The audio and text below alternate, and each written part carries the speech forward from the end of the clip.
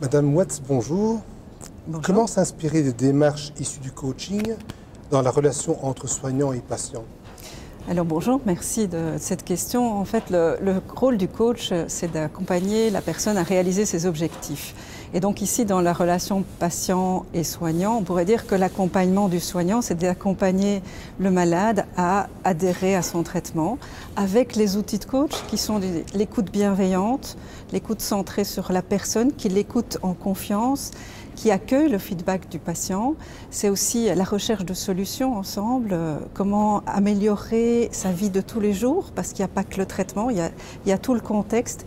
Et puis, il y a aussi cette confiance que la personne peut s'autonomiser, peut trouver elle-même ses ressources. Et donc, c'est ça le rôle du coach, intégré dans un système de soignants, d'accompagnateurs, pour que le patient se sente accueilli dans ce qu'il vit et accompagné à réaliser son objectif d'être mieux, guérir, si possible. Parfait, merci.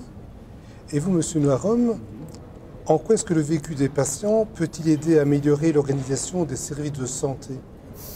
Si on parle du vécu des patients, on parle de situations éminemment complexes et face à la complexité, on peut soit dire ok, on va essayer de cadrer les choses, de structurer, d'espérer que la barque tienne jusqu'au bout, ou alors se dire, ce qui est plus cohérent, on ne sait pas. On ne sait pas quelle va être la situation et on va devoir procéder par essai et erreur. Et il y a différentes techniques qui permettent de travailler là-dessus, des techniques de co-création qui vont rassembler donc des patients, des soignants et autres parties prenantes, qui vont partir du vécu, des réalités des choses, ce qui fait que le patient décroche par rapport à son traitement, qui peut être de l'information, du relationnel ou alors des émotions trop fortes qu'il n'arrive pas à contrôler, il est paniqué.